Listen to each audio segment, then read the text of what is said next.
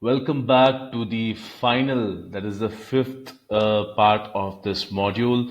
What you see on the screen is a sample branding image of how an accurate look like, how a signage would look like, and basically caps being won by different academies of Glenmark Aquatic Foundation. This is one of the ways of branding an apparel of a swimmer.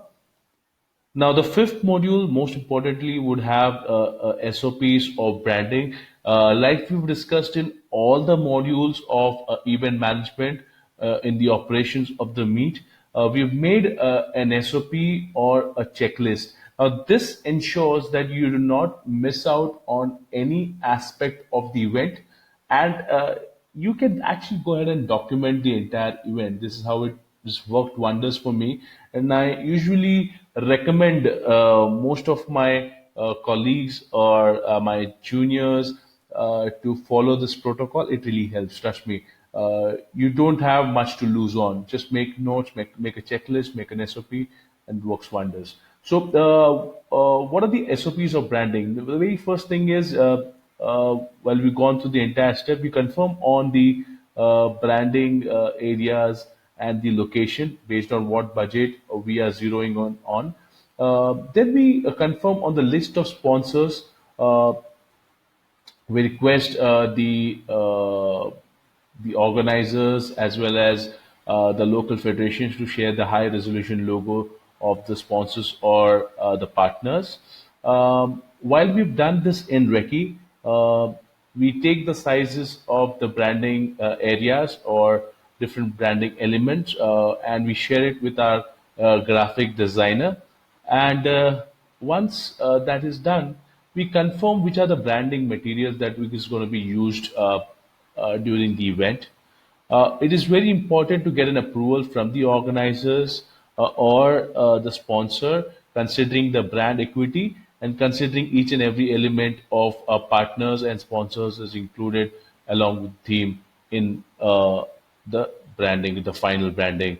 And eventually, you decide on timelines when the branding installations needs to be done.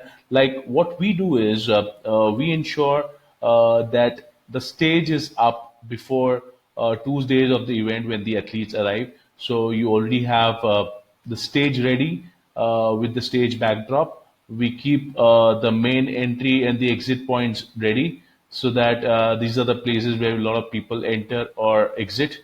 And eventually, the A branding is done one night prior to the start of the event. So we stay back and ensure that the A boards are put up. Ideally, considering the size of the pool, there is approximately you've got a 15-meter pool both side. So we place around 96 A boards is manufactured for a swim meet.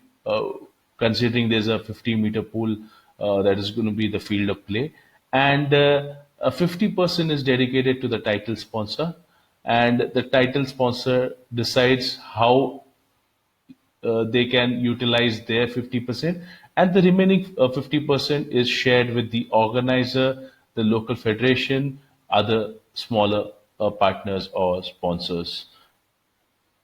What are the basic principles of event branding? First thing is, what color do you prefer to use? Second most important thing is the font.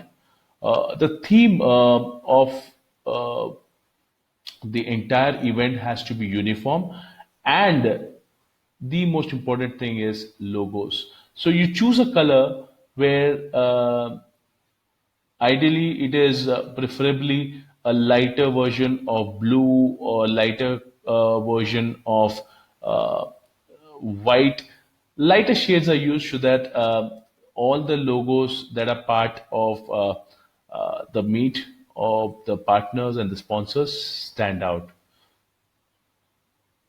So this is what we have from the fifth module of this entire episode. Thank you so much for being patient here. We complete the entire segment.